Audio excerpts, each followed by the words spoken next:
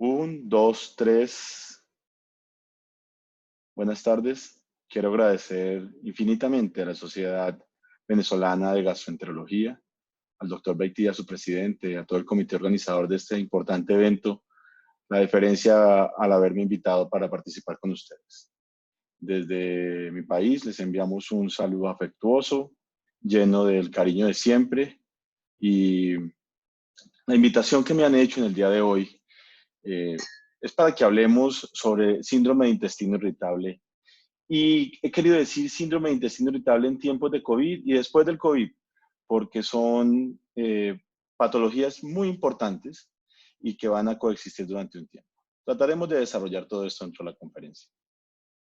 Esta es mi declaración de conflictos de interés. Muy bien. ¿Cuáles serían las preguntas relevantes a llevar a cabo el día de hoy? Bueno, la primera e importante, hablar algo sobre la epidemiología del síndrome de intestino irritable, sus modelos fisiopatológicos, los avances en el diagnóstico, la diferenciación diagnóstica hasta donde sea posible, los tratamientos nuevos, promisorios, los refurbished y más allá de los medicamentos que podemos encontrar.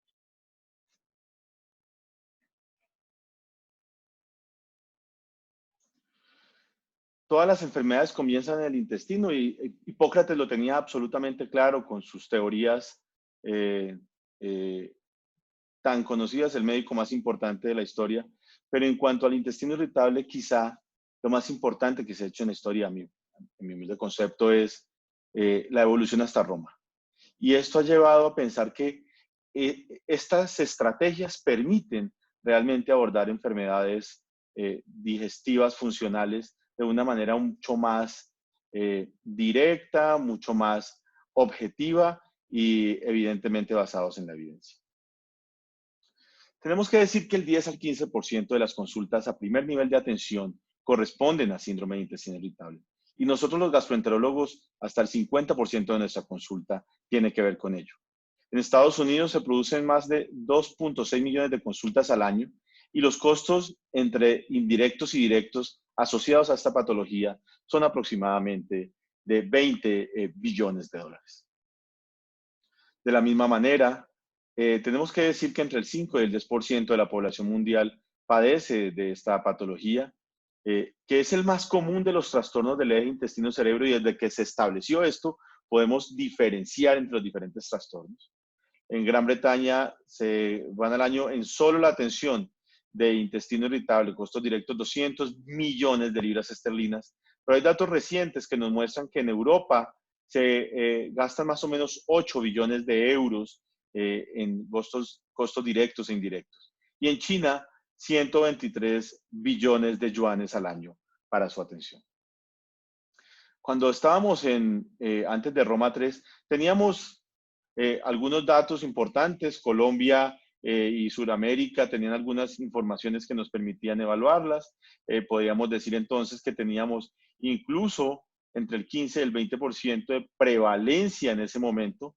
Sin embargo, cuando nos ajustamos a los criterios de Roma 3 en ese momento también, información reciente de este trabajo de este año muestra que la prevalencia no es tanta como habíamos pensado y quizás debido a algunos trabajos hechos en la región del Amazonas, en nuestro país, en Brasil, que tenían algunos sesgos, digámoslo así, a nuestro parecer, porque cuando se evalúan pacientes con dolor abdominal y diarrea, también podrían entrar algunos pacientes que tuvieran causas infecciosas en regiones como esta que conocemos, pues cuáles son sus características socioculturales y además de eso, de acceso a servicios públicos. ¿Cuáles son los efectos en salud del síndrome de intestino irritable? Porque es importante. Bueno, porque afecta a la persona, a la familia, a la sociedad. Hay una, de verdad, disminución de la calidad de vida de los pacientes. Las personas, además de eso, disminuyen su capacidad laboral y sus cargas económicas también caen. Se vuelve una carga para la familia. Los costos directos para la sociedad son bastante importantes, incluido interconsultas, valoraciones, estudios que realizamos a veces no tan indicados, cirugías innecesarias, los medicamentos que se utilizan y en costos indirectos, pues los beneficios económicos que pueden tener en países donde se subsidia mucho de esto la baja en la productividad, los demás costos que tiene que afrontar la familia cuando tiene este tipo de cosas. Pero también tiene cosas importantes porque ha llevado a mayor investigación en salud, al desarrollo de nuevos medicamentos, a actualizar la evidencia y a buscar criterios de calidad para su manejo. Tenemos claro que la incidencia es más o menos de 200 a 300 personas por 100.000 personas al año. Bueno, este es un dato ya por sí importante, pero la mitad de estos no buscan atención. ¿Dónde se quedan estos? Bueno, necesariamente o donde el farmacéutico o en la macumba. Se quedan en algún tipo de atención no convencional que nos cambian la forma de abordar a estos pacientes. ¿Cuáles son los factores de riesgo? Y traigo específicamente esta diapositiva porque quizá hoy en día el factor de riesgo mejor caracterizado es haber sufrido una infección gastrointestinal. Y es por esto que el síndrome de intestino irritable posinfeccioso es quizá el modelo fisiopatológico que nos explique, asociado a un factor de riesgo, como es una gastroenteritis, la posibilidad de sufrir a larga data de esta enfermedad. Puede darse por diferentes causas. El riesgo es más o menos de 4.2 veces por cada persona que sufre de gastroenteritis aguda, y eso cuando pasan los primeros 12 meses. En los siguientes 12 meses, más o menos un 2.3 de riesgo relativo. Sin embargo, se ha evaluado y se ha encontrado que los síntomas tienen un riesgo, hay un riesgo superior a 2 de mantener síntomas después de 8 años de haber padecido la infección. Otros factores de riesgo, el sexo femenino es un factor de riesgo independiente, sufrir de otras enfermedades funcionales, por eso la traigo acá. La edad menor de 50 años es un riesgo, es un factor protector, más de 50 años sería el riesgo directo, y la calidad de vida baja, que no es pobreza. La calidad de vida baja definitivamente es disminución de los índices de calidad, no solamente asociados a la disminución del ingreso. ¿Por qué son importantes? Acá hay otros factores de riesgo relacionados con la severidad. Hay unos factores periféricos. Ocasionalmente la comida puede causar síntomas mucho más agudos, digámoslo así. Es una excitación principal la que se presentan. Ya lo hemos dicho de las infecciones gastrointestinales agudas, la inflamación mucosa, las cirugías abdominales, los periodos, pero hay otros factores de riesgo centrales que producen no solo una excitación aguda, sino una desinhibición central, y esto lleva a síntomas o casos más severos de síndrome de intestino irritable. Estrés, somatización, trastornos de ansiedad, pobre soporte social, condiciones de maladaptación y el abuso de medicamentos o sustancias. Expliquemos rápidamente con este modelo, que es el que hemos dicho es muy interesante para nosotros, cómo una infección aguda puede simular el proceso, llevar el proceso de inflamación o de estado de inflamación crónica de bajo grado. Bueno, tenemos en este caso, sufrimos de una infección aguda por el germen que ustedes consideren o veamos en nuestros pacientes. Acá pongamos una bacteria, induce una disbiosis en el intestino, asociado a una alteración de malabsorción de sales biliares. Esa inflamación aguda aumenta la permeabilidad del epitelio intestinal, y al pasar tanto mediadores, tanto microorganismos e incluso los metabolitos de estos y las células inflamatorias permiten que se aumente un estado de inflamación que hace alteración de la sensibilidad nerviosa, de los trastornos neurológicos asociados, produciendo dolor y se percibe como dolor.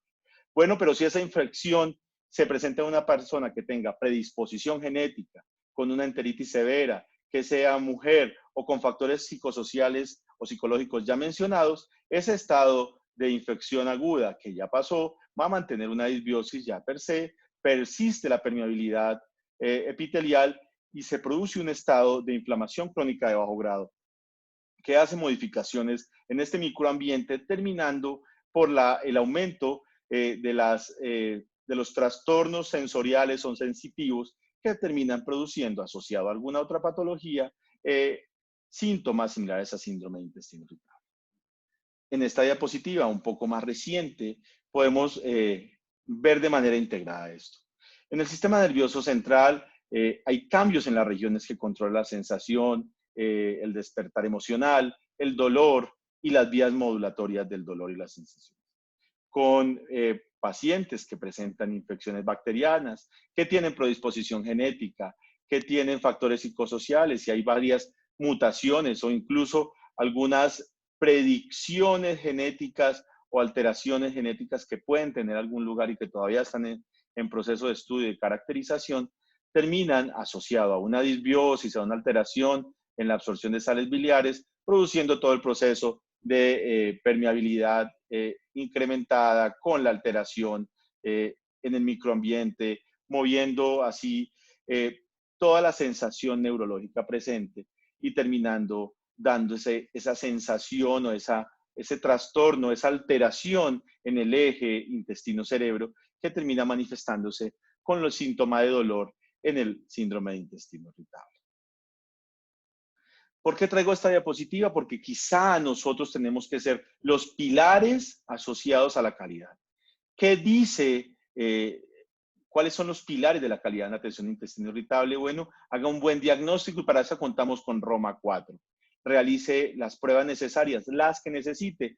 No haga colonoscopia, sino cuando la requiera. Aconseje y reasegure. Y quizá ese pilar, que lo pongo acá de manera central, es el más importante porque parte del tratamiento de esto es asegurarle al paciente, hacerle conocer de su patología. Inicie el tratamiento tempranamente, haga consejería dietética cuando no haya mejoría y haga una evaluación psicológica cuando se altera la calidad de vida. Si no existen estos pilares, la calidad del intestino irritable, en la atención de intestino irritable, cae. Cuando hablamos de trastornos intestinales funcionales, tenemos 3 ejes para el manejo diagnóstico clínico. El dolor abdominal, que es eje fundamental del diagnóstico de intestino irritable, las alteraciones en el hábito intestinal y la distensión o el bloating.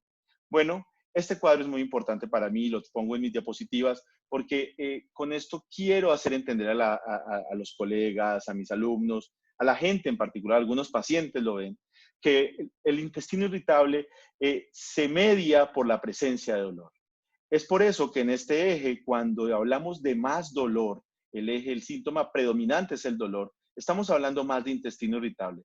Cuando el síntoma no es el dolor, sino alteraciones en la consistencia de las heces, estamos hablando de diarrea o estreñimiento funcional. Y un síntoma que se encuentra presente en casi todos los pacientes, sin que constituya el diagnóstico, pero que es invariablemente presente, casi que todos lo pueden decir en algún momento, es que tienen bloating como la sensación de hinchazón abdominal y la distensión como la medición objetiva.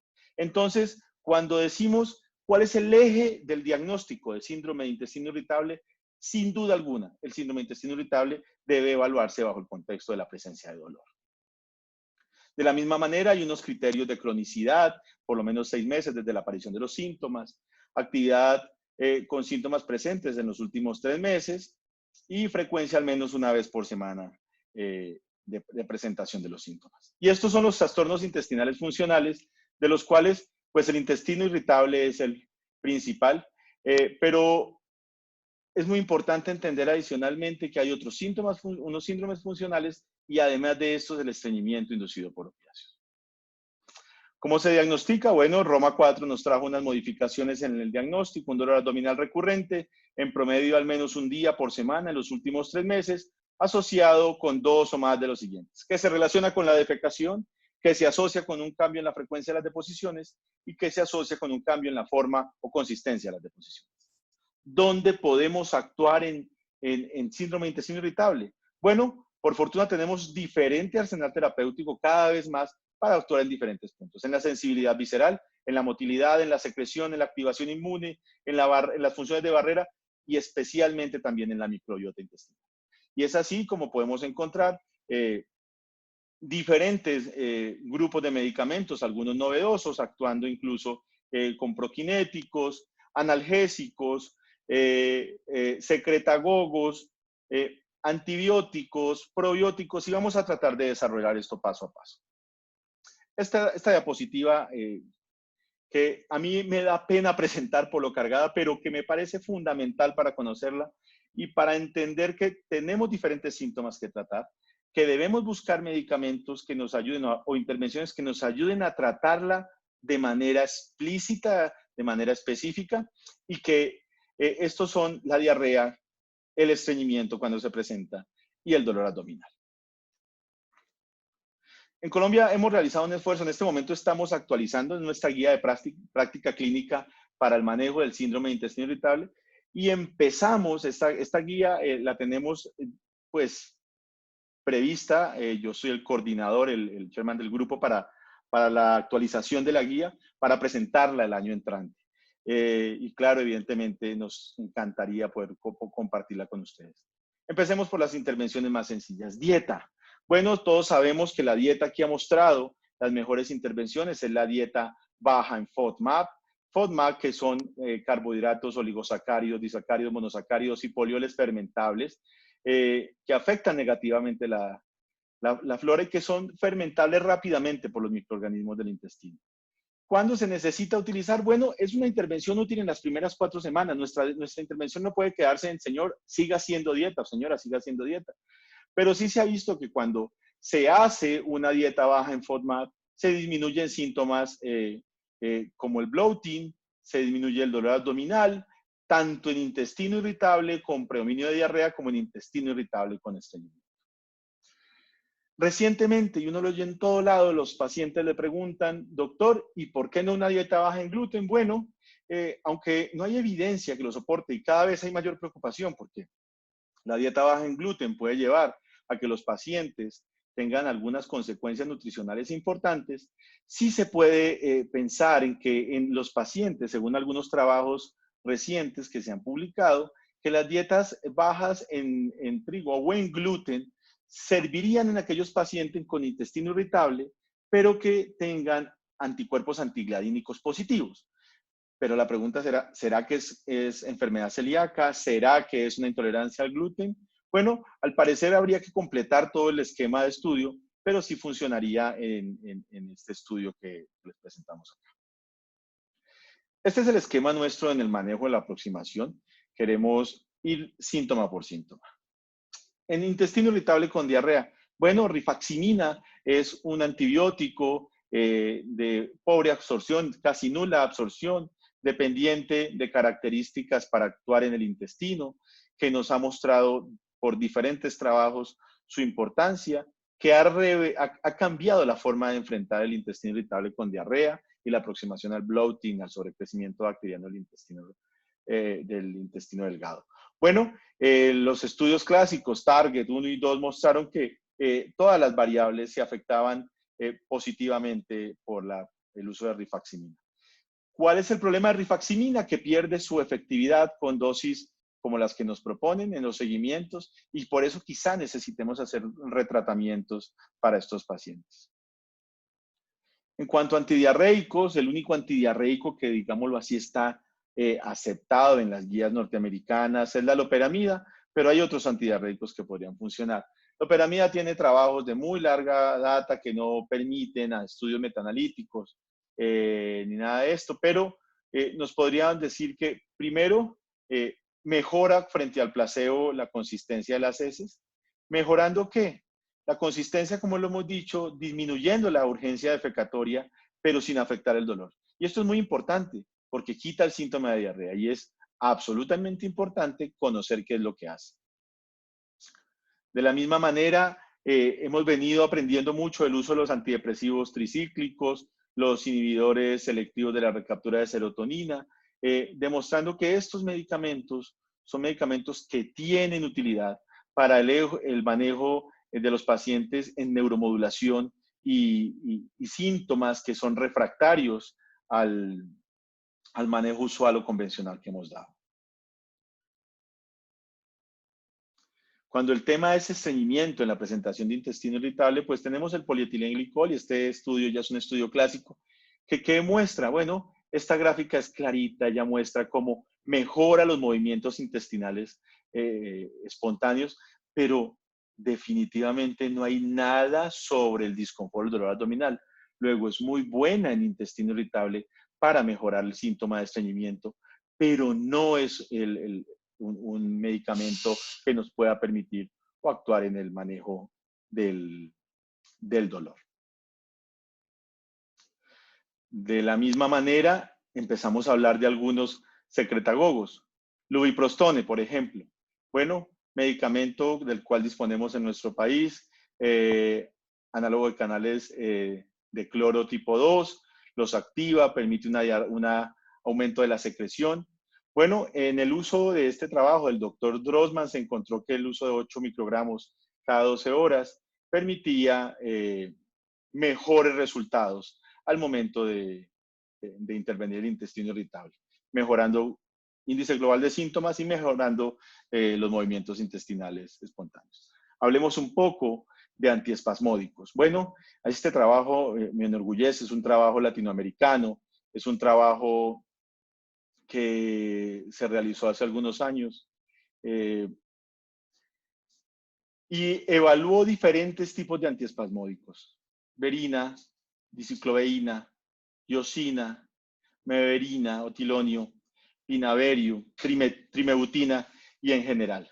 Bueno, ellos mostraron una mejoría con los antiespasmódicos, demostrando que en el índice del manejo global de síntomas, estos antiespasmódicos son útiles en el manejo, en el tratamiento. Algo llamativo es la presencia incluso de la iosina, que es un analgésico, pero que también tienen un problema los antiespasmódicos, se asocian a muchos efectos adversos. Entonces, en el manejo del dolor quizás todos podrían ser muy útiles, viendo cómo es muy útil el otilonio, que siempre ha sido de primera opción. En el pinaverio, quizá no tanto trimebutina al hacer la evaluación, pero cuando estamos hablando de las otras cosas, del índice global de síntomas, y en este caso, por ejemplo, de bloating, mebeverina, otilonio, pinaverio, son medicamentos que han demostrado una importante utilidad. Acá se pierden los demás medicamentos que hemos mencionado, pero en términos resumidos, antiespasmódicos son una muy buena opción. Estos quizás son los que tengan mejor utilidad, no solo manejando dolor, sino manejando síntomas adicionales. Lo hemos mencionado y esto lo traigo como un pequeño recorderis, cuáles son las propiedades farmacológicas de las 4 clases más importantes de neuromoduladores. Bueno, los antidepresivos tricíclicos serían la primera línea en el tratamiento cuando el problema es dolor. Los inhibidores selectivos de la recaptura de serotonina, cuando el problema se asocia a ansiedad, fobias y hay otro tipo de alteraciones psicosomáticas o psicológicas que puedan presentarse. Los inhibidores selectivos de la recaptura de noradrenalina en el tratamiento cuando hay síntomas de dolor y se han presentado efectos adversos de los antidepresivos tricíclicos, y en los antidepresivos tetracíclicos en el tratamiento de la saciedad temprana, náusea, vómito, cosas más asociadas con pacientes que tendrían dispepsia. Cuando evaluamos qué otros neuromoduladores podrían funcionar, la pregabalina ha tomado un importante puesto y se está mencionando mucho su trabajo. Este es un estudio clínico aleatorizado que nos muestra cómo el uso de pregabalina comparada con placebo mostró una mejoría por protocolo y por intención de tratar en los pacientes que tenían síndrome de intestino irritable con diarrea, no en los que tenían síndrome de intestino irritable con estreñimiento, pero es importante recalcar cómo mejoran dolor, el índice global de síntomas y en los pacientes con diarrea cómo mejoran la consistencia de heces. Entonces, pregabalina es una muy buena opción naciente, falta que estén las demás guías, pero es importante tenerla en cuenta. En cuanto a prokinéticos, bueno, Prucalopride en algún momento nos mostró su utilidad. Quiero empezar por decir que los refurbished están volviendo. Recuerdan ustedes Tegaserot, muy buen medicamento, excelente, salió por compromiso cardiovascular en algunos pacientes, pero recientemente ha sido nuevamente aceptado por la FDA y la FDA ha dicho, listo, podemos usar en el diagnóstico de intestino irritable con estreñimiento en mujeres entre 18 y 65 años que después de una evaluación cardiovascular tenga menos de un riesgo, de un factor de riesgo, y se va a volver porque es un muy buen medicamento para la utilización en intestino irritable con estreñimiento. ¿Qué otros secretagogos? Bueno, linaclotide, con su mecanismo muy interesante, activando el GMP cíclico, ha mostrado que va muy bien en el paciente con intestino irritable de estreñimiento, e incluso nuevos trabajos están mostrando linaclotide a dosis diferentes solo para modular dolor. Y es muy importante porque cuando los comparamos, lubiprostone hace cosas similares, como lo hemos dicho, mejora los índices, los índices de medición de síntomas globales en general, se mantiene la respuesta mientras se usa, actúa rápidamente, se sostiene en el tiempo, siendo seguro además, mejora los síntomas también. Sin embargo, hay un concepto nuevo que son los metaanálisis en red o los network metaanálisis, porque ninguna de estos sponsors de los estudios o ningún estudio se ha puesto a comparar cabeza a cabeza. Entonces, estas metaanálisis en red nos permiten comparar, basados en diferentes estudios, cabeza a cabeza, cuál es el riesgo de que mejore los síntomas o haga para lo que está diseñado. Y traigo este resumen porque básicamente en los secretagogos, linaclotide es llevaría el primer puesto. Tenapanor, que es un inhibidor de un cotransportador de sodio, es novedoso, recientemente se ha presentado con el problema del tenapanor de muchos efectos adversos recurrentes. El lubiprostone continúa y la plecanatida, que sería la otra opción. En cuanto a secretagogos, serían las opciones a considerar. Traigo esta diapositiva porque hay un punto importante. Les doy rifaximina a los pacientes. Necesito que los pacientes tengan una respuesta. ¿Cuál le debería ayudar rifaximina? Bueno, si lo que consideramos es que este paciente puede tener un intestino irritable o un SIBO, sería muy interesante para estos pacientes poder realizar la evaluación con una prueba de aliento con glucosa o con lactulosa para conocer dónde podemos tener una medición indirecta de sobrecrecimiento bacteriano de intestino delgado. Y es en estos pacientes donde los síntomas terminan siendo los que mejor ganancia terapéutica tienen. Son los que terminarían ganando hasta un 18 o 23% cuando se hace evaluando previamente el sobrecrecimiento bacteriano. Bueno, rifaximina, antireceptor 3 de la serotonina, ¿cuál nos podría funcionar? Bueno, este metaanálisis en red también muy interesante nos permite mostrar varias cosas. Primero, que se pueden comparar diferentes tipos, de los que no hemos ya hablado. Alocetrón, ramocetrón, eluxadolina, novedoso medicamento disponible en Estados Unidos con un mecanismo dual y muy interesante en intestino irritable con diarrea, y la rifaximina.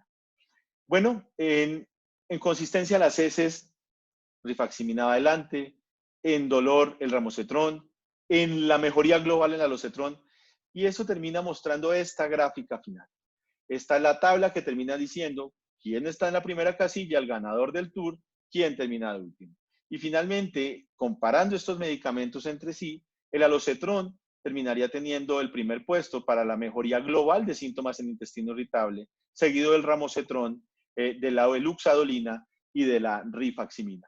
Luego, quizá hay que darle más utilidad en la mejoría global de síntomas a diferentes medicamentos y no quedarnos con armamentarios que se nos están volviendo, aunque muy bueno, una costumbre.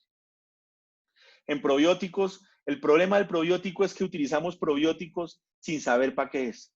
Y de verdad lo digo así porque el mecanismo de acción del probiótico pensado para diferentes patologías debería ser pensando en cepas que actúen en esa patología. O sea, debería ser cepa específico. Sin embargo, los trabajos que han mostrado evaluación de probióticos han dicho que son buenos como coadyuvante en el manejo, tienen unos buenos números necesarios a tratar, los ORs no son malos. Sin embargo, lo que leemos en todos los artículos es que necesitamos estudios más homogéneos y estudios más amplios para la evaluación de los probióticos. Solo probióticos. Prebióticos todavía no tienen utilidad en este caso.